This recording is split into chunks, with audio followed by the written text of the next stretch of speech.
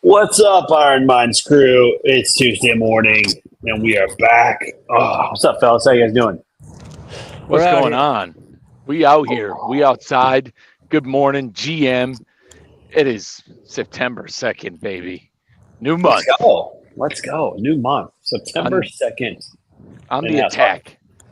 Hard to believe. Dude, it's a big month for you, Michael Lombard. Oh, yeah. A big month for me and Nick. We got some, that's right. And Nick got some stuff going down. Although, I saw you say something about top 10 on one of your stories. And if I remember correctly, you've been talking about podium, my friend. So let's not deviate. Yeah, even podiums. It's very real possibility. There's a lot of good stuff that's happened in the last few weeks. I'm healthy. I'm pain-free. It's about, this is the toughest time of any sort of quote unquote training block, the 3 weeks leading up to the event, because, I still need to get some good volume this week, but, as you get closer to something, you want to, I'm pain-free now. So I'm very grateful, but I mean, in, these weeks leading up, you want to stay healthy. Like, you don't want to get sick. You don't want to, there's a lot that could go wrong within those weeks leading up. So we're just locking in. Have you seen the movie The Golden Child with Eddie Murphy? I have not seen that. You have not? Wow. Haven't heard of it. It's an older movie or what? Yeah, from the 80s, right? So you have an assignment now, because it's an Eddie Murphy movie from the 80s. But there's this scene where, I won't describe the whole movie, but there's a scene where he has to carry a small cup of water across this balance beam, and he can't spill a single drop. That's what tapering is. That's what the last couple weeks before a big event, where you just can't spill a drop. I don't know about you, Lombard, but I know the 2 weeks before a marathon, I'm saying prayers every day that I don't trip over something and break my ankle. It's the dumbest thing that could happen in the last couple of weeks. Yeah, you see it happen. Some of these events have Facebook groups and pages, and there's people who they'll crash, they'll break a collarbone. There's so much. If you get COVID 3 weeks before a race and you're down for a week, you lose a fair amount of fitness. You could probably still do the race, but you're not going to do it to your best ability. You'll probably get a lot fatigued a lot quicker. So there's always a lot that can go wrong. There's a lot that can go right. Yeah. Oh man. Yeah, it's weird. It's when you think about it, when you're concerned about it, that's a lot of times when you get injured or something like that. That's why, I had a good effort on Saturday. My days are really mixed up right now. I did 45 miles on the bike in 3 hours, and then I ran for a half hour right off the bike, which, usually it actually hasn't been that awkward, but that was a little rough getting started on that run for a minute. And I was supposed to get in the pool, do a good effort yesterday, but I went to bed all day instead. And clearly I'm not on the bike right now. So we're struggling few. Not going to be in peak for this thing, but we'll get it done. Those are the ones that sometimes are most meaningful. You're not feeling the best, but you still get it done. Well, I mean, the first one's always about getting it done, right? You don't really know what to expect. You set a goal because you want to have something to something to aim for, something to train for. But at the end of the day, if I crossed a finish line in 6 hours and 45 minutes or 7 hours and 45 minutes, I'm probably not going to be unhappy. Yeah. Until next time. Then it's all about the next time. Yeah. Sometimes crossing that finish line is all that matters. That is for sure. Yeah, you want to establish yourself in something, and then you improve from there. You do something once. So, okay, I can do this. I'm not unfamiliar, and then from there you start improving. You go back to the drawing board. You look to see where you can position yourself better. That's anything in life. Like you gotta do something. You gotta set out. Like if you're given a task, you have to do it. You make some mistakes. You go back, fix them, and then you eventually work towards the final project. It's the only way to do anything. I imagine if everybody, when given a task, completed it. Went above and beyond expectations and whatever it was, whether it be physical or like work related. Nowhere to improve. It's like yeah. How then would anything ever get better if every task assigned was the best it could possibly be? Yeah. Would things actually get better? Michael Lombard going Confucius on us this morning. I love it. Yeah, think about that. Fitness and events, I think, it's also about problem solving. I mean, I was telling you about that thing a few minutes ago. When I said I started doing research, I also started doing research on pro athletes who have it. Because someone beats it. So anything we're going through, somebody else has gone through before. And, it's my first marathon when I trained for Boston. I just made it up as I went along. And ever since then, though, I'm like, hey, somebody's run this before. Why am I making up my own training plan?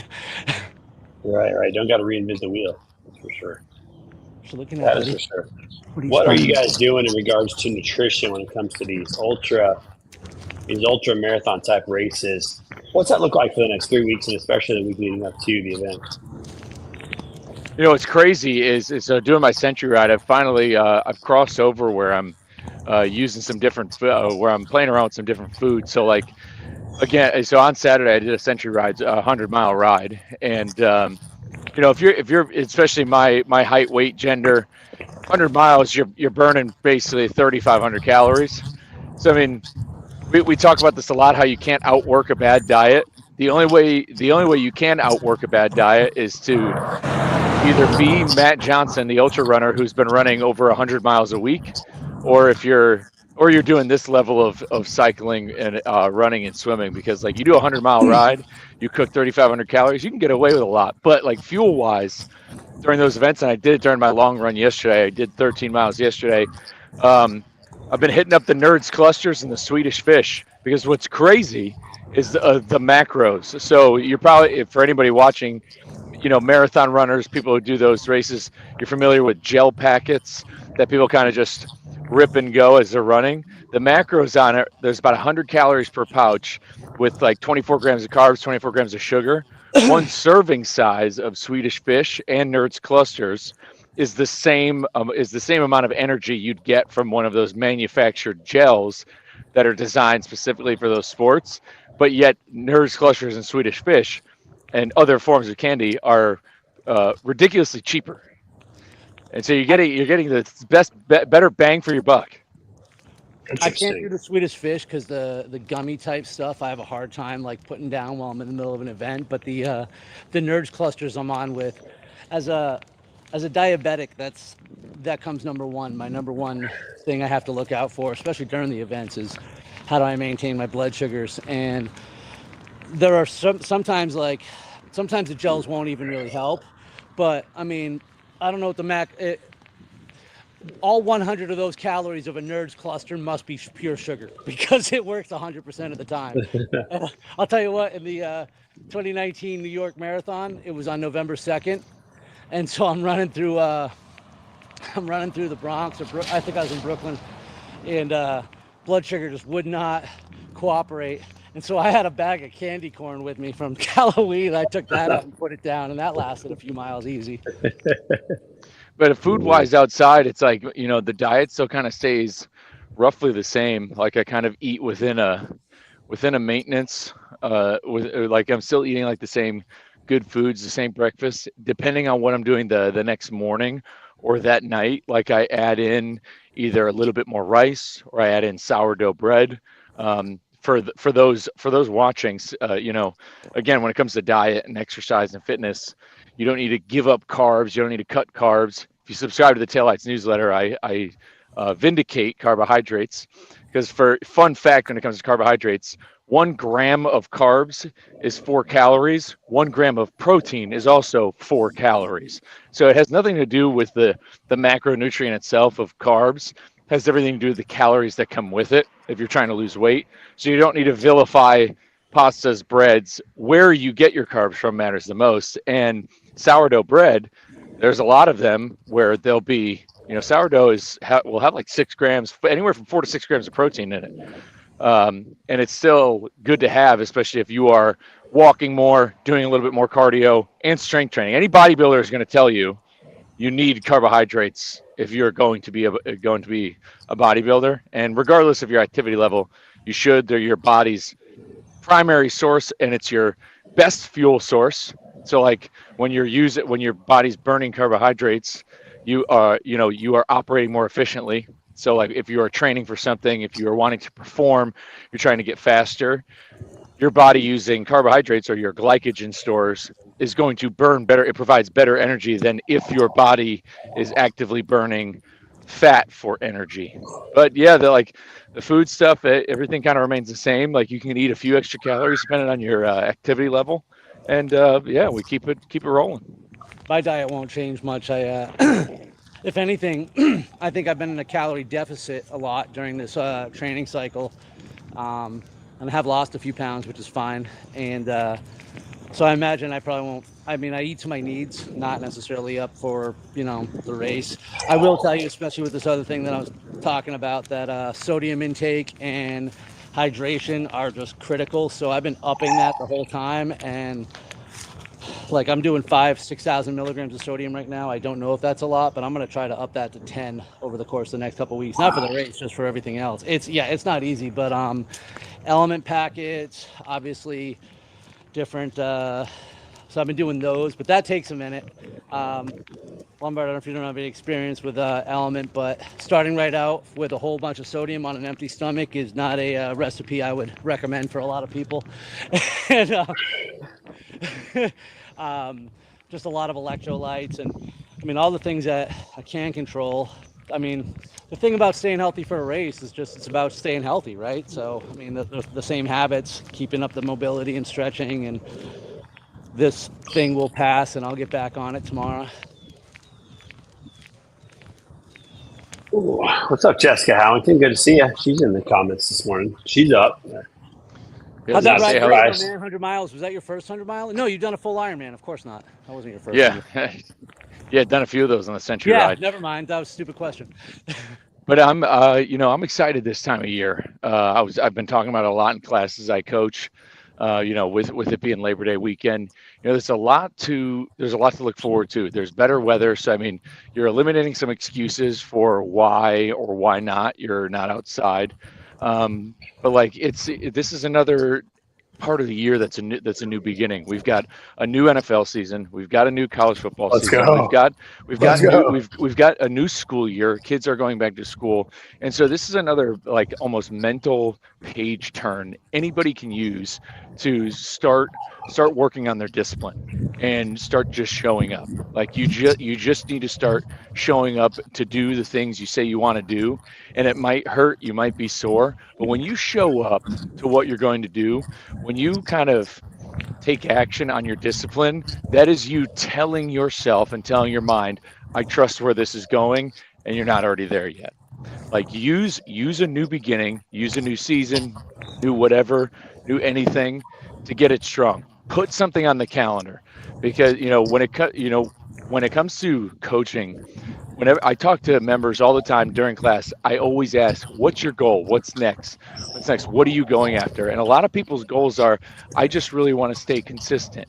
And I'm like, great. What does that look like for you?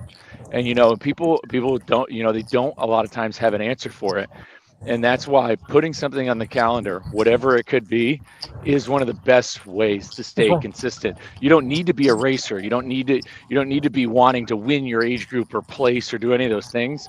But when you turn it into you versus you and you put it on the calendar, you are putting the ball in your court to stay consistent because you know you've got this monumental task you signed up for. Just like if you have an assignment at work, if you've got something big to do at work, yeah, you can procrastinate, but you do have to do the work. You have to do it when there's an active project, a mission, something you have to work, something you have to complete that's going to take research and teamwork and all that good, and like working with a team, whatever it is you're doing. When you have that and you have a deadline, you know you need to at least get it done, and it has to be done well before that deadline. And that's exactly what putting something on the calendar can do. And if it's whether it's a 5K or a 10K, so throwing something on the calendar like that, that's how you're going to stay consistent.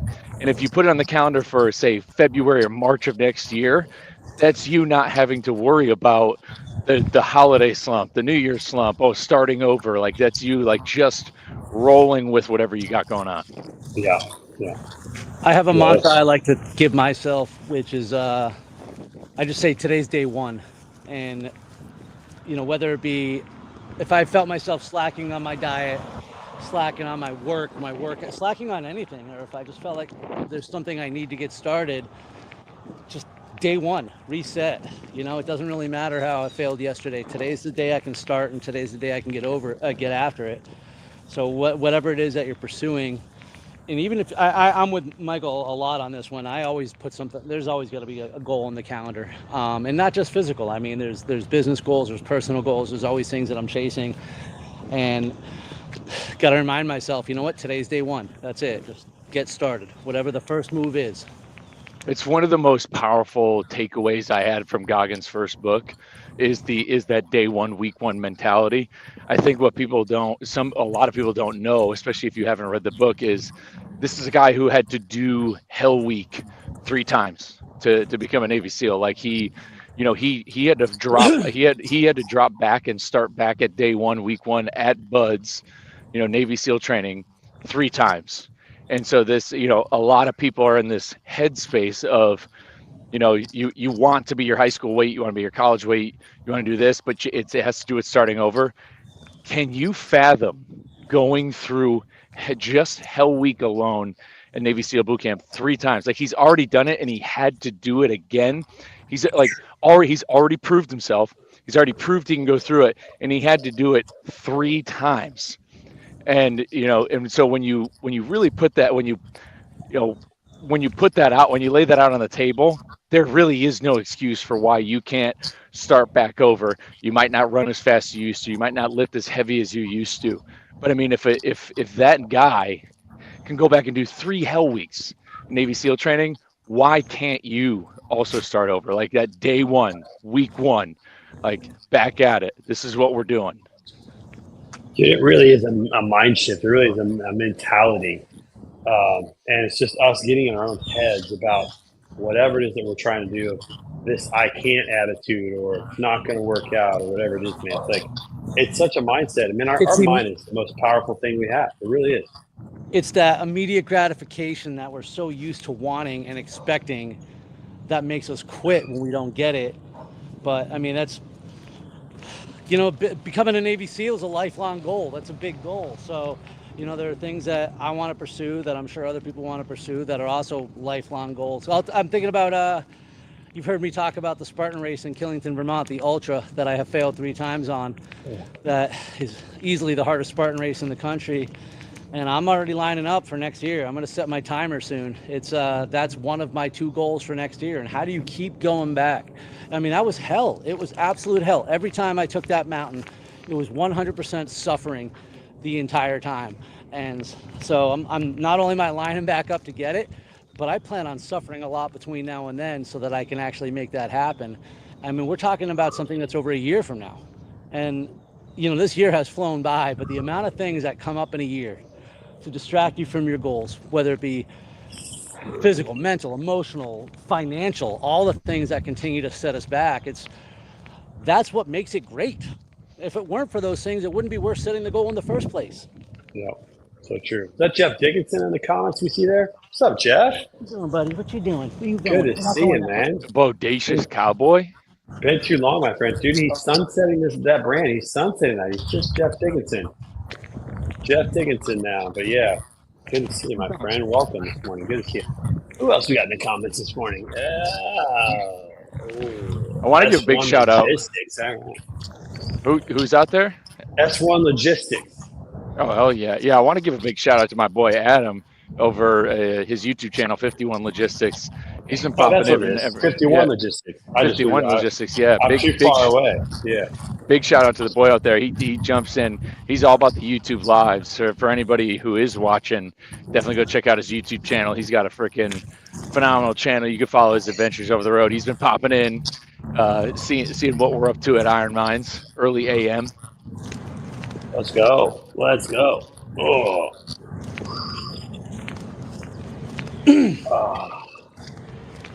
I got some good news about the book, gentlemen. I am submitting my final manuscript to the editors for editing, and we are about to get this thing on the shelves.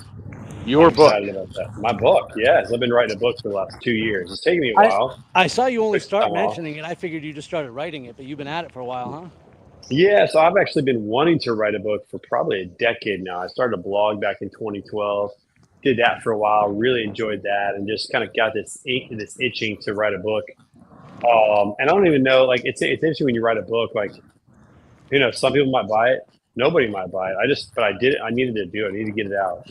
And this one is on the power of self-awareness. It's on my journey, my story. Just really, you know, what you can accomplish if you really understand who you are and how you got to be this way. And I really don't think that you can build the future that you want unless you really understand the life that you've lived, how you got to, you know, who you are today as a person at your core. It's been a fun book to write, but I'm excited to get it out the door. And I got number 2 in my head. I'm ready to start writing that, but made some big goals to get this thing out the door. My goal was to finish my edits by the end of August, which was you know, Sunday. Did that. Going to be submitting it here this week, and we'll just go from there. So that's it. That's exciting. I've been trying to get this out the door for a while. Dude, two things. What's the title? Yeah, what's the title? The title. So the title is Rewire Your Soul. Ooh, nice. A faith-fueled journey to breaking free and reclaiming the life you were meant to live. So 2 things from my own experience. Number 1, when I wrote Through the Fire, I wrote it for me, and I published it for the person who might need it. Yeah, and, right. That Just was one. it. I think, you know what? There's a message in here. Hopefully that if there's a person who needs it, hopefully they find it. And if anybody else reads it, so be it. The second thing, though, speaking of self-awareness, writing my book was the greatest tool of creating self-awareness in my life ever. And I highly recommend that to everybody. It's wildly therapeutic. It's challenging. It's tough. But you learn so many things about yourself. It's kind of like you open up to yourself. You reveal to yourself. And then it doesn't really go away. You know, like then the learning, the vision, like that sort of third-party observer in your own life stays with you.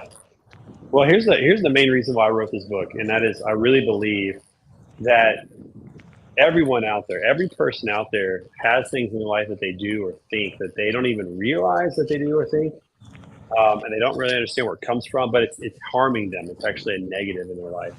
And it always comes back to your childhood. And the research that I did for this book has to do with worldview and has to do with your mindset. Did you guys know that a child's worldview, the way that they view everything in the world, politics, religion, money, relationships, themselves, work, all of that is established by the age of 14. And if you think about where that comes from, it doesn't come from them. It comes from their parents. Their parents make the decision on where they live, where they go to school, what sports they play in, who comes over to the house, the movies they see, what music they're exposed to. All those decisions at that point in their life are made by their parents. And so you have to understand your parents and who they are in terms of to really understand why they parented you the way they did and where you get some of the thoughts that you get, especially the negative thoughts that are slowing you down in life or holding you back. And so this book is really just an encouragement to people to go on a journey of self-awareness, understand who they are at their core, and also to accept the fact that who they are at their core as a person is not their fault. It's their parents who did that to them, but it's their responsibility. It's your responsibility to create your future. And the only way you do that is by understanding who you are. There's always that point where at some point you have to grow up. It's like, dude, you're 46. You can't blame your dad for anything anymore. You make your own decisions. Right. And it's not about blaming, it's about understanding. Yeah. Right. So for me, the issue that I've had in my life has always been around confidence, always been around confidence. That's my biggest struggle in life, is my belief in myself. And I didn't understand it for a long time until I got into sales. When you get into sales, sales will really expose you for who you are very quickly. It'll expose any flaws that you have, any shortcomings you have very, very quickly. And for me, those flaws were around belief. And belief to me is the starting point of all great things. You have to believe in yourself. I mean, if you don't believe in yourself, who's going to believe in you? But belief is really the starting point for that. So I went to a counselor and I tried to figure out what the heck is going on with my mindset. Why is it that I don't believe in myself? Where does that come from? Especially as somebody who has been very successful in athletics and academics and different things I did. I mean, there's not too many people out there. And again, it's kind of a humble brag. There's not too many people out there that can say they played in 2 national championships in 2 sports in college.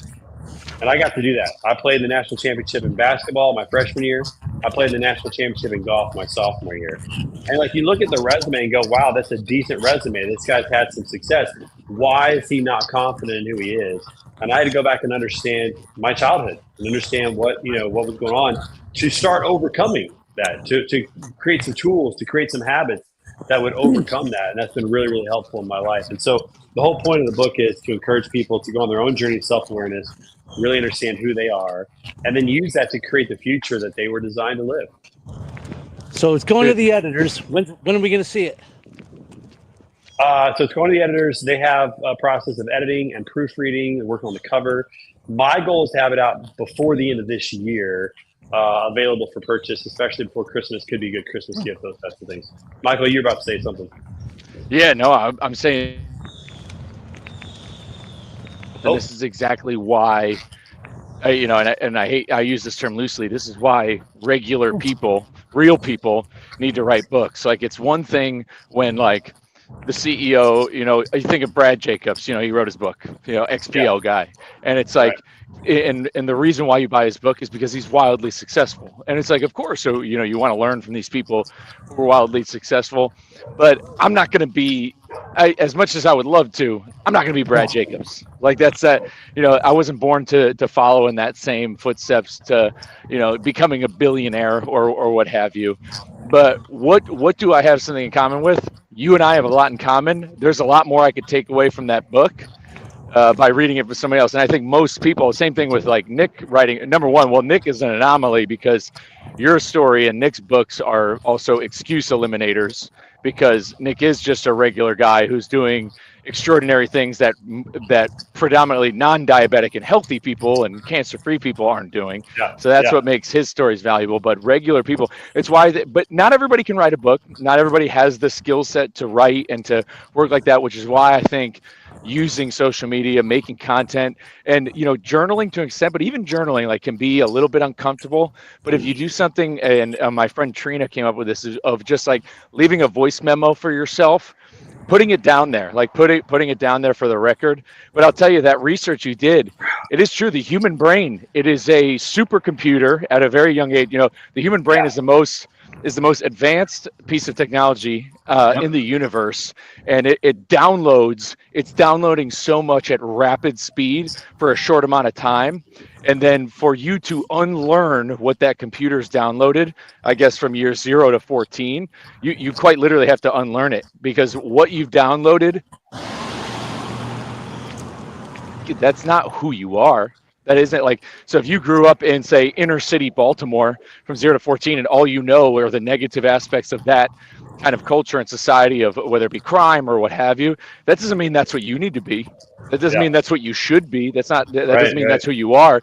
You may have gotten yourself into trouble. You may have done X, Y, Z because of that product, but you can unlearn it. And I love that you are somebody, and I'm sure other people are having this conversation, but now people get to hear it again from somebody else who's lived it, from this guy, this guy out in the St. Louis area who's been, this is what he does. I've had a similar life to this guy. This makes a lot of sense. So that's a great piece of material, and we're going to have to really, really, really start pounding the pavement once that comes out. I'm excited for you. Congratulations. I appreciate it, man. Yeah. Good. What's that, Nick? if a stranger were watching this episode right now and they see Trey, who, well, not total stranger, but let's just say that we see on social media, and on social media it looks like you know, involved in a whole bunch of stuff, and then you're talking about playing in 2 D1 championships, and then to hear you say how you have confidence issues, that level of vulnerability is what somebody else is like right now writing down, get this book when it comes out. It's that level of vulnerability that helps others. Well, and I really think that all the stories that we live, because we all have stories, man, all the stories that we live are not meant just for us. They're really meant to be shared. And for people to be encouraged by it, to be inspired by it, to be educated by it, whatever it is. Like, these stories that we all live are meant to be shared. So, Michael, I'm with you, man. Like, I wish more people would write about their stories or talk about their stories and just be willing to, like, talk about not just the good things, but really the junk, you know, like the bad things that we have going on, because we're all human. We're all going through something, but they shouldn't be excuses. They should be opportunities to learn that drive us forward and help us overcome. Craziest comparison I thought about this, and I heard this in what you're saying, like how your story needs to be shared and other people need to share it. When it comes, I mean, think about the New Testament for a moment. Think about like the Gospels of when all of Jesus's teachings and parables. When is he talking about himself? Really, like when he's really, spitting the good word. Every single one of the parables and stories, he's using other people's stories. He's using other people. He's using other examples. He's not talking about what I do and what I can do and what I went through and like XYZ. Like all these stories, like it has to do with the shepherd or the rich guy or this and that. It's other people's stories he uses to drive home, his message and mission to humanity. It's not once about like how that he definitely declares that he's God, he's the Son of Man, but when he's proving that he is, he's using these other parables and these other people's stories to drive that point home that is relatable to the people, meeting the people where they are. Yeah, stories are powerful vehicle for teaching and for understanding. Like somebody said recently, I heard this and it made a lot of sense. We speak in words, but we think in pictures. And stories are just pictures. They're just, giving us a visual of something that helps us understand a concept or a principle or whatever. So again, I hope the book helps the people out, but it's mainly just for me to write it and get it out. And I'm excited for my next book. I can't wait to start. I've already got the concept in my head. This one's about self-awareness. The next is going to be about the power of living in like priorities, like having your priorities really set of who you are, not who anybody else tells you should be, but who you are going to be. So it's kind of a part 2 to the self-awareness piece, which I'm excited about. I like it. It's going to be great. All right, hey, listen, we got to get out of here. It's time to go get after it today. Thank you, everybody, for joining. Jeff Dickinson says he has a big announcement this week, so be on the lookout for that. Let's kill it this week. And somebody find out where Pedro is. What's going on? Where is Pedro down there in Texas? We got to find him. Hopefully he's back here next week. Hey, appreciate you guys. Find your troop, find your tribe. As iron sharpens iron, so one person sharpens another. We'll see you guys next Tuesday. Peace.